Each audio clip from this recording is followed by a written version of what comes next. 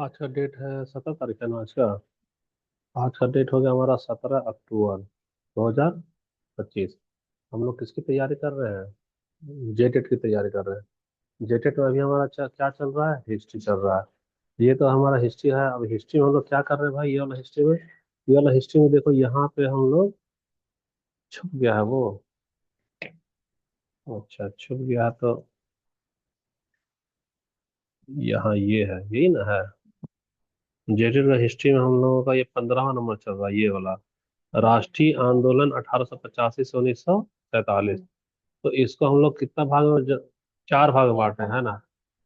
Phase 1, फिर phase 2, फिर क्या होगा ये हमारा फेज 3, और फिर क्या होगा हमारा फेज 4। जिसमें से पहला वाला का सबको याद है, 1885 से 1905, है ना। और दूसरा वाला क्या क्या था, 1905 से लेकर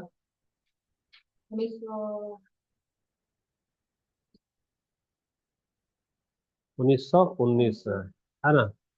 अब तीसरा वाला क्या चलेगा, फेज 3। उसको हम लोग देख लेते हैं, है ना। 1919 से देख ले रहे हैं ये वाला। तीसरा वाला हम लोग देख ले रहे हैं इसको। तो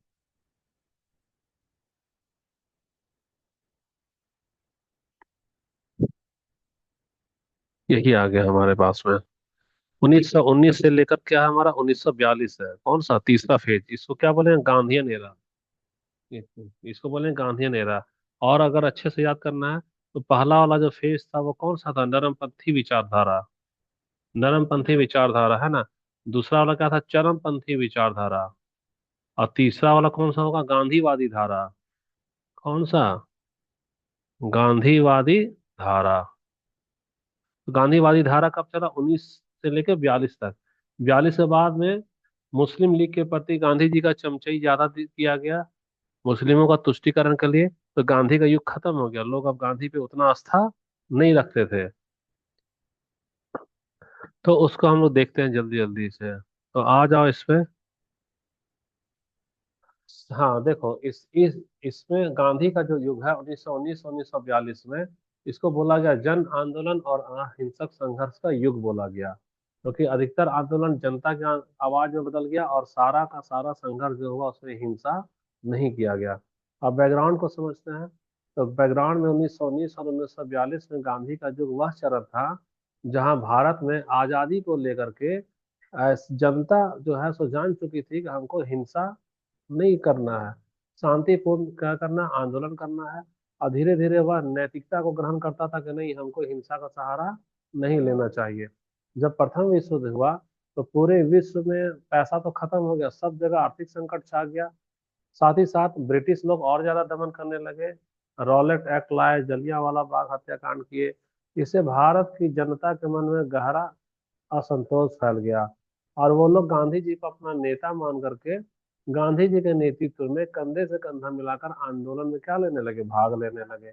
इसलिए इसको गांधी जी का युग बोला गया। अब गांधी जी का युग में देखो, कॉन्सेप्ट हम लोग देखते हैं कि सबसे पहला क्या, नॉन वायलेंस यानी अहिंसा होगा। अहिंसा, यहाँ म गलत है, ठीक ना। ये म एन होगा, यानी कि सबसे पहले कॉन्सेप्ट क्या था इनका, अहिंसा का। यानी कि नॉन वायलेंस, हमको हिंसा नहीं करना है। यानी ट्रूथफुल रेसिस्टेंस विदाउट हैट्रेड। यानी तुम थप्पड़ वप्पड़ मत मारो, चुपचाप से मौन रह के विरोध करो। जैसे बाबू को आइसक्रीम नहीं दे तो बाबू क्या करे, चुपचाप से रोने लगेगा, तो तुमको देना पड़ेगा। यानी कि तुम दुर्भावना मत रखो, सच्चाई को रखो और अहिंसा के साथ संघर्ष करो। अगला आया सत्याग्रह। सत्याग्रह का मतलब है क्या, insistence on truth, A moral weapon for justice. तुमको न्याय पाना है तो तुम हथियार अपनाओ, सत्य का आग्रह करो, कोई हिंसा का सहारा नहीं लो। सरकार नैतिकता के दबाव में आएगी और तुम्हारी बात को मान लेंगे, यानी सत्य पर अडिग रहना। अन्याय के विरुद्ध नैतिक प्रतिरोध। तीसरा उनका कॉन्सेप्ट था सर्वोदय। यहाँ खाली राजपूत का उदय होना चाहिए नहीं, पंडितों का भला होना चाहिए क्या, खाली नहीं, सबका उदय, यानी welfare for all. Not just political independence, यानी खाली हमको राजनीतिक आजादी नहीं चाहिए, मन की आजादी, तन की आजादी, पैसे से आजादी, जात से, छुआछूत से, धर्म से, सब की आजादी, सबका कल्याण हो। ये भी हो गया क्लियर। और अगला कॉन्सेप्ट क्या था कि हमको स्वदेशी को बढ़ावा देना है, और सेल्फ रिलायंस, खुद पे भरोसा करना, यूज ऑफ इंडोजीनियस गुड्स, यानी कि इंडोजीनियस का मतलब भारत में उत्पन्न किया गया सामान। और क्या होगा इंडोजीनियस, भारत में उत्पादित किया गया सामान, और भारत में उत्पादित किया गया कपड़ा, जो कपड़े का इंडस्ट्री था। देसी वस्तुओं को बढ़ावा दिए, खादी का प्रयोग करने लगे ताकि आत्मनिर्भरता बढ़े। फैथ इन मासेस, यानी कि वह ना आम आदमी पे भरोसा करते थे कि वह मेरी नैतिकता की बात को मानेगा और हिंसा नहीं करेगा। तो वह लोगों की शक्ति में विश्वास करते थे। ठीक है, यहाँ पे बढ़ते हैं हम लोग। अब देखो क्या क्या गांधी के युग का प्रमुख आंदोलन हुआ, तो सारा आंदोलन अभी कॉलम डालना बाकी है, लेट हो रहा था, कॉलम डाल देंगे है ना, जल्दबाजी में बिना कॉलम वो कर रहे हैं, लेकिन ये कॉलम हो चुका है रेडी। 1919 में रॉलेट सत्याग्रह आया। तो रॉलेट सत्याग्रह का क्या था भैया, कि रॉलेट एक्ट के खिलाफ ये वाला सत्याग्रह लाए हैं, इंडेड विद जलियांवाला बाग हत्याकांड। और ये वाला सत्याग्रह खत्म कब हो गया, जलियांवाला बाग में जब गोलियों से भून डाला गया, तब ये सत्याग्रह को क्या किया, वापस ले लिए कि नहीं हम वापस ले रहे हैं। पूरा अच्छे सीक्वेंस से चलेंगे हम लोग। 1920 और 22 में क्या क्या, नॉन कॉपरेशन मूवमेंट, यानी कि असहयोग, हम तुमको कॉपरेट नहीं करेंगे, यानी हम तुमको सहयोग नहीं करेंगे। तो हिंदी में लिख लेना, ये क्या होगा, असहयोग आंदोलन हो गया। अच्छा भी है, तेरा अंग्रेजी भी सुधर जाएगा, वर्ड भी पहचान लोगे। बायकॉट ऑफ स्कूल, यानी ब्रिटिश स्कूल का बायकॉट कर दिए, नहीं जाएंगे तेरे स्कूल, हम अपना स्कूल में पढ़ेंगे। कोर्ट, ब्रिटिश के द्वारा कोर्ट, न्यायालय, टाइटल्स, टाइटल देता था ना कि लीजिए आपको हम डॉक्टर बुलाएंगे, आपको सर उपाधि देंगे, आपको नाइटहुड की उपाधि देंगे, उसको वापस कर दिए। और मैसिव पार्टिसिपेशन, पूरे भारत की जनता इसमें बढ़ चढ़ के हिस्सा लेने लगी। अच्छा देखो ना, असहयोग आंदोलन के बाद 1930-34 में क्या है, सिविल डिसओबीडियंस मूवमेंट, यानी सविनय अवज्ञा आंदोलन। यानी हम डिसोबीडियंट हैं लेकिन सिविल तरीके से अच्छे बच्चे बन करके हम आपकी बात को नहीं मानेंगे। हाँ, यानी सविनय, देखो अवज्ञा का मतलब हम तेरी बात नहीं मान रहे लेकिन विनती के साथ। हाँ, सविनय जैसे हम बोलेंगे ना, नमस्ते सर कैसे हैं, या हम बोले नमस्ते मोदी जी कैसे हैं, तो उसको ऐसे बोलेगा, नमस्ते मोदी जी आप बेवकूफ हैं, ऐसा बोल देगा। यानी नमस्ते भी बोल रहा है, उसको बेवकूफ बोल रहा है। बोले, मोदी जी नमस्कार, आप तो बहुत अच्छे चोर हैं, हमको ठग लिए, ठीक मोदी जी प्रणाम। मैंने ऐसे कह गए, हम तेरा बात भी नहीं काटेंगे तो वो गाली भी नहीं देंगे। अच्छा, 1930-34 में ये चला, और 1942 में क्या चला, क्विट इंडिया मूवमेंट, यानी भारत छोड़ो आंदोलन। तो भारत छोड़ो आंदोलन फाइनल कॉल हुआ क्या, डू और डाई, यानी करो और या मरो। तो तेरा 42 में खत्म हो गया इनका गांधी का युग। प्रभाव यानी कि खत्म नहीं हुआ, प्रभाव कम हो गया। और 1919 में रॉलेट जो एक्ट लाया था, बंगाल, देखो तुमको बहुत अच्छा से सीक्वेंस याद हो जाएगा, बंगाल का विभाजन कर दिया, उसका रॉलेट एक्ट लाया, है ना। रॉलेट एक्ट आया तो उसी के ना खिलाफ में ये लोग किए, आंदोलन किए, और यहीं से फिर गांधी का आविर्भाव हुआ, वो फेमस हो गए। और जब जलियांवाला बाग हत्याकांड किया तो वो डर से सत्याग्रह वापस लिए, और अंतिम जो प्रभावी उनका आंदोलन था वो do or die, quit India movement, Bharat छोड़ो आंदोलन। फिर उसके बाद तो हिंदू और मियां लड़ने लगा आपस में। अच्छा, यथार्थ ऐतिहासिक उदाहरण जानबूझ के दिए, जैसे कि देखो, सत्याग्रह कब किए, नमक का सत्याग्रह 1930 में न लाए हैं। 1930 में सत्याग्रह किए, 390 किलोमीटर चले, कहाँ से, साबरमती से, और दांडी में पहुंच गए, और नमक को बनाया, मेड सॉल्ट, यानी नमक का बना लिए। तो यह किसका प्रतीक था, यह प्रतीक था कि आदमी का अधिकार है कि हम आपकी बात को क्या करेंगे, डिफाई अनजस्ट लॉ, यानी कि हम आपकी बात को नहीं मानेंगे अगर आपकी बात हमारा भलाई की जगह बुराई का सोचे। अनजस्ट लॉ का मतलब ऐसा कानून जो हमारा भलाई नहीं करे, क्या करे, बुराई करे। जैसा नमक कानून नहीं बनाने देता था। दूसरा है हमारा चंपारण मूवमेंट 1917 में। तो चंपारण में क्या था, किसान वाला था, पढ़ा है ना उसको, नील की नील खेती वाली भी था। तो पीजेंट स्ट्रगल, वो शांति के साथ स्ट्रगल किए अगेंस्ट इंडिगो प्लांटर्स, यानी कि जो भारत का जो किसान थे, जो बिहार में, उनकी हक की बात को मानने के लिए क्या किए, शांति के साथ वो संघर्ष किए। तो इसमें गांधी जी को पहली बार सफलता मिला, और ये पहली बार प्रयोग किए थे क्या, चंपारण आंदोलन से। फिर खेड़ा सत्याग्रह 1918 में है। यहाँ भी शांति के साथ वह रिफ्यूज किए टू पे टैक्स, यानी कि वो जो सब पैसा देने से, टैक्स के रूप में देने से क्या किए, मना कर दिए। अच्छा, showed unity of present and moral discipline, यहाँ उदाहरण दिया है कि हम जो सो आपस में एक हैं और हम आपके साथ हिंसा नहीं कर रहे हैं, शांति से कर रहे हैं। क्विट इंडिया, क्विट इंडिया 1942 में, करेंगे या मरेंगे ना, गांधी जी बोल दिए कि या तो हमको आजादी लेंगे या नहीं तो तुम हमको गोली मार दो, और हम कुछ नहीं करेंगे, स्लोगन दे दिए। तो इसमें क्या हुआ, बहुत मास अपराइजिंग, सारे लोग खड़े हो गए, डिमांड करने लगे, डिमांडिंग कंप्लीट इंडिपेंडेंस, यानी कि पूरी आजादी दो, कंप्लीट इंडिपेंडेंस, अधूरी आजादी नहीं दो। हिंदी समझ में आ गया ना, लिख लेना इसको हिंदी में, है ना। गांधी जी का मेथड क्या था, गांधी जी कैसे इतना हीरो बन गए भाई। तो पहला उनका मेथड था औजार सत्याग्रह का। तो सत्याग्रह में क्या करते थे, अन्याय जो करता था ना उसके खिलाफ लड़ते थे, लेकिन हिंसा का सहारा नहीं लेते थे। क्यों नहीं लेते थे हिंसा का सहारा, क्योंकि गांधी जी बहुत दुबले पतले थे, एक चाटा कोई मार देगा तो बेचारे गिर जाएंगे, लड़ने का दम नहीं था, इसीलिए वो चुपचाप से बोलते थे कि हम लड़ाई नहीं करेंगे, लेकिन हम तुम्हारा क्या कर रहे हैं, विरोध भी कर रहे हैं। उन वह मन मानसिक शक्ति मजबूत था, शारीरिक शक्ति नहीं था। तो बोले, हाँ तो ताकत तो है नहीं, तो बोले लड़ेंगे क्या, पहलवान रहते दारा तब न लड़ते, लेकिन मन सब मजबूत है, हम यहाँ से नहीं जाएंगे। नॉन कॉपरेशन, नॉन कॉपरेशन का मतलब है, मान लो तुम लोग का घर में लड़ाई झगड़ा हुआ, जाओ पति को भूखे भेज दो, चाय वाय मत पिलाओ। नॉन कॉपरेशन मतलब क्या, वो क्या किए, सहयोग खत्म कर दिए, ना स्कूल में ना कॉलेज में ना ऑफिस में, हर जगह। तीसरा औजार क्या है, कंस्ट्रक्टिव प्रोग्राम, यानी कि रचनात्मकता को बढ़ावा दिए। कैसे रचनात्मकता बढ़ाया, चरखा काटने लगे, उसका चमचा है, देखो जी मेरे गुरु जी चरखा काट रहे हैं, हम भी चरखा काटेंगे। चरखा काटने से खादी कपड़ा बन गया, तो बोला उसी का लुंगी पहनो, विदेशी कपड़ा मत खरीदो। ग्राम सुधार, छुआछूत को हटाया। और दूसरा सिविल डिसोबीडियंस, यानी कि वह अवज्ञा किए लेकिन विनती के साथ। जैसे क्या अन्यायपूर्ण कानून है उसका क्या किया, उल्लंघन कर दिए लेकिन शांति के साथ। ये सब उनका औजार था जो कि उनको क्या बना दिया, हीरो बना दिया, है ना। अच्छा, अब अगला वाला चलो, महिलाओं की क्या भूमिका रही और जन सामान्य की क्या भूमिका रही।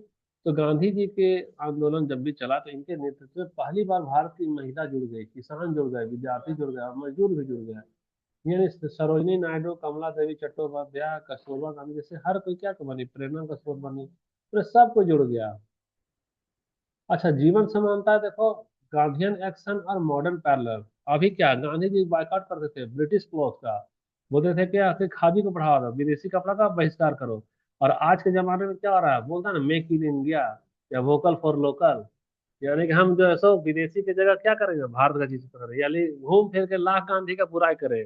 लेकिन गांधी का सिद्धांत को शरण में जा रहा है कि नहीं जा रहा है। बीजेपी वाला बहुत बुराई करता है ना गांधी का, वो गोडसे को हीरो बोलता है कि गोडसे गांधी को मार दिया, इसलिए मेरा देश बच गया। लेकिन कहीं ना कहीं देखो ये मेक इन इंडिया किसका है, उसी का ना है, महात्मा गांधी का कॉन्सेप्ट। दूसरा है पीसफुल प्रोटेस्ट एट, ये क्या, धर धरसाना नहीं है, वो धरना होगा, क्या होगा धरना, यहाँ स्पेलिंग मिस्टेक है। धरना जब भी देते थे, आंदोलन करते थे, तो क्या था, शांति के साथ आंदोलन करते थे। और आज भी तुम कहीं भी यूनिवर्सिटी में जाकर हड़ताल करो तो कैसे करते हो, शांति के साथ ही बोलता है कि "ये देखो बदमाशी नहीं करो, शीशा मत तोड़ो"। ये भले बस में आग जला देगा, तो ये पुलिस उसको नैतिकता का पाठ पढ़ाएगी ना, आप क्यों आग लगाए, क्यों शीशा तोड़े, यहाँ भी उसी का नकल का पाठ बताता है। और इधर बोलेगा गांधी जी बुरा है, और गांधी का सारा सिद्धांत यहाँ की सरकार अपना रहा है। तीसरा देखो, गांधी जी क्या बोलते थे, ट्रूथ एंड ट्रांसपेरेंसी, यानी सच बोलो और पारदर्शिता रखो। तो आज का मॉडर्न जो है सो डिमांड करता है ना गवर्नमेंट से, क्या आपने इस बजट में इतना लाख करोड़ रुपया क्या किया, झारखंड को क्या दिया, बिहार को क्या दिया, दिखाइए आपने कहाँ दिया। तो बजट में सरकार अपना खर्चा का हिसाब ला के दिखाती है ना। तो गांधी का सिद्धांत पालन कर रहा है, लेकिन वो लोग बुराई गांधी करेगा। कार्टून को नहीं लगाना, हटा दो कार्टून का। जैसे तो यहाँ पे क्या है, गांधी युग का प्रभाव क्या पड़ा, तो यह गांधी के कारण यह आंदोलन जन आंदोलन बन गया। दूसरा, हिंदू मुसलमान सिख ईसाई सब क्या हुआ, एकता बन गया। तीसरा है कि राजनीति में नैतिकता आ गई, कि हमको हिंसा नहीं लेना है और सत्य लोग बोलने लगे। और दूसरा, विश्व भर में बहुत सारा देश है वह गांधी का नकल करके अपने आंदोलन में क्या किया, गोला बम बारूद का इस्तेमाल नहीं किया, मतलब शांति के साथ रहे। हालांकि यह अपवाद था, गांधी को छोड़कर जितना भी आंदोलन हुआ ना सब में हिंसा हुआ। अभी बांग्लादेश देखो, नेपाल देखो, हर जगह नहीं हिंसा होता है। तो गांधी जी एक बहुत पतले दुबले नेता थे, बेचारे डरते थे, इसलिए हिंसा का सहारा ये नहीं ले पाए। हालांकि इनका विचारधारा ही था। अब देखो सीमा में, सीमा हम बोल दिए ना यहाँ। अहिंसा को वो क्या बोला रहे गांधिया, हड्डी पुड्डी है, कुछ लड़ेगा नहीं, इसलिए वो हमसे लड़ता नहीं है, वो सब कमजोरी माना। दूसरा क्या, 1934 के बाद जन ऊर्जा जो थी कि पब्लिक उतावली थी, कुछ कर गुजरने के लिए तैयार थी। गांधी जी इशारा करते तो ये लोग लड़ करके अंग्रेज को भगा देता, लेकिन गांधी जी बोले नहीं, हमको लड़ाई नहीं करना। तो ये जो विशाल जन ऊर्जा है ना, वह शिथिल होता जा रहा था। तीसरा है कि गांधी जी के नियम बहुत धीमे धीमा था, धीरे धीरे सोचते थे, धीरे धीरे करते थे। तो क्रांतिकारी तो आर पार करना बात करेगा, तो आओ चलो आज उसको काट ही डालेंगे। वह बेचारा क्या है, इंतजार ही कर रहा है, क्या करे बोलिए ना गांधी जी, क्या करे। गांधी जी चरखा चला चला लास्ट में बोलते देखो भैया, यहाँ पर हमको ये वाला बात नहीं करना है, हिंसा नहीं करना है। तो उनका सारा जोश ठंडा हो जाता था क्रांतिकारी लोग का। ये सब क्या है, ड्रॉबैक है। विरासत में गांधी जी क्या देके गए हैं? तो गांधी जी विरासत में देके गए हैं कि जो भी आंदोलन है वो खाली अमीर लोग के लिए नहीं है। पहले नरमपंथी दल अमीर था ना, अब बोला आंदोलन जो है सो जनता के लिए है, जनता ही संघर्ष करेगा और आम आदमी भी इसमें संघर्ष में जुड़ सकता है। ये कौन दे दिए, विरासत में दे गए। दूसरा, अब सारांश में आ जाओ। सारांश में आ जाओ। सबसे पहले परिप्रेक्ष्य देखते हैं। गांधी के पहले जो है, जो अभी आंदोलन था, खाली अमीर एलाइट था, यानी अमीर लोगों का समूह था और वह सीमित था, मुट्ठी भर के लोग शामिल थे। लेकिन जब गांधी जी का आया तो अमीरी तो खत्म हो गई, वह पूरा विश्व इस पूरी भारत की भागीदारी हुई, और इंक्लूसिव का मतलब अमीर और गरीब सब हो गए। एलाइट के जगह क्या हो गया, इंक्लूसिव हो गया, अमीर और गरीब सब हो गए। और जो लिमिटेड था अब क्या हो गया, मास बेस, यानी यहाँ कम और यहाँ पूरा भीड़ हो गया, चेंज हो गया पहला। दूसरा देखो, गांधी जी के पहले का जो लक्ष्य था कि हमको ब्रिटिश को ही माए बाप बोलेंगे, खाली थोड़ा सा हमको ना सुधार दे दो कि हम भी बाहर से जा करके कुछ कर सकते हैं, चना भुंजा खा सकते हैं, यही इसका लक्ष्य था। लेकिन गांधी जी जब आए तो बोले ना ना ना, वो ब्रिटिश को नहीं मानेंगे, हमको क्या चाहिए, कंप्लीट इंडिपेंडेंस चाहिए, हमको पूर्ण स्वराज चाहिए। दोनों में अंतर हो गया। अच्छा, तीसरा देखो, गांधी जी के जब पहले का जो चरण था, उसमें जो नरमपंथी क्या करते थे, पिटीशन यानी याचना करते थे, दया याचिका डालते थे। हुजूर, मेरा भाई को फांसी पे लटका तो रहे हैं, लेकिन थोड़ा दया कीजिए, विचार कीजिए। और गांधी जी के जमाने में क्या हुआ कि पिटीशन फिटिशन कुछ नहीं, वो सीधा उल्लंघन कर दिए, जैसे सॉल्ट नमक बना, क्या क्या कानून तोड़ दिए, उल्लंघन न कर दिए सीधा। हाँ हाँ। और चरखा चला करके सीधा सबूत दे दिए, जाओ तेरा कपड़ा का हम ऐसी गोली मार दे रहे हैं। हम अपना वो चला दे, दोनों में देखो कितना जमीनी आसमान का अंतर है। ठीक है। अच्छा, महत्वपूर्ण नारे गांधी जी के में क्या, डू और डाई, करो और मरो। ये तो समझ रहे, swaraj is my birth right, Tilak वाला अडॉप्ट कर लिए गांधी जी।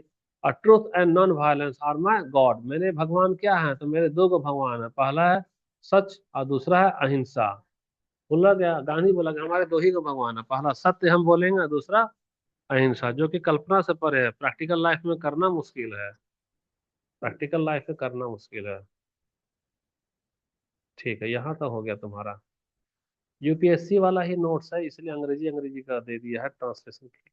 हम करते हैं तो उसी में लेट होता है, समझे। तो यूपीएससी में अगर हम इसको छोड़ दे, हटा देना, ये अलग क्वेश्चन कैसा आएगा, तो गांधी जी का रोल क्या था आजादी की भूमिका में, है ना। दूसरा है कि आप कंपेरिजन करिए, नॉन कॉपरेशन और सिविल डिसोबीडियंस में क्या अंतर है। नॉन कॉपरेशन का मतलब असहयोग कर रहे हैं, ये क्या कर रहा है, असहयोग। असहयोग का मतलब है, सुनो तुम, अंग्रेज आया बोला हर्षवती एक चाय बना के दो, तो हर्षवती क्या बोली, मुंह में चुप लगा ली है, अब वह चाय भी नहीं बना रही है, चुप भी लगाई है, यही था। और सिविल डिसोबीडियंस का मतलब, अंग्रेज बोलेगा हर्षवती एक चाय दो, तो बोलेगी नमस्ते सर, आप आइए बैठिए, लेकिन हम आपके लिए चाय नहीं बनाएंगे। यही हुआ। डिसोबीडियंस का मतलब मुंह पे बता दे रहा है वो, और इज्जत के साथ बता रहा है। और नॉन कॉपरेशन का मतलब वो मांग रहा है चाहे, तुम चुपचाप लगा करके अपना सो के मोबाइल देख रही है। यही अंतर हो गया। इम्पैक्ट क्या पड़ा वर्ल्ड वार 1 में इंडियन पॉलिटिक्स। अच्छा, इसमें टाइम नहीं बर्बाद करेंगे, हटाओ इसको। आज का कुछ उदाहरण, जब अभी भी यहाँ आंदोलन होता है तो शांति से, अभी दलमा वाला को लेकर कल परसों जुलूस निकला था ना, शांति हुआ, बिना द्वेष का, और न्याय पारदर्शिता की मांग कर रहा है कि नहीं आप उसका अभ्यारण्य मत बनाइए। यह किसका एग्जाम्पल हो गया, सत्याग्रह का एग्जाम्पल हो गया। यानी भले गांधी जी को लोग भला बुरा कहे, लेकिन उनका विचार आज भी कायम है। देखो यूपीएससी का नोट्स होता है एनसीईआरटी है, लेकिन इसको कितना अलग तरीके से ये लोग लिख देता है क्या, नजरिया ही बदल जाता है। यूपी एनसीईआरटी में लाइन बाय लाइन लिखता जरूर है, लेकिन उतना अच्छा से तुम तर्क नहीं निकाल पाओगे। और ये लोग एकदम तार्किक आधार पर विश्लेषण करके लिख दिया है। अच्छा देखो, ये तो पहला हमारा वीडियो खत्म होने, पहला चीज खत्म हो गया है। गांधी का युग क्या हुआ, खत्म हो गया, इसको हम लोग खत्म कर लेते हैं। अगला क्लास में हम लोग चलेंगे गांधी के युग में कौन कौन से दमनकारी कानून लाए गए, कौन कौन से दमनकारी कानून लाए गए। तो ये वाला हम लोग नेक्स्ट क्लास में करेंगे, किस में करेंगे, नेक्स्ट क्लास में।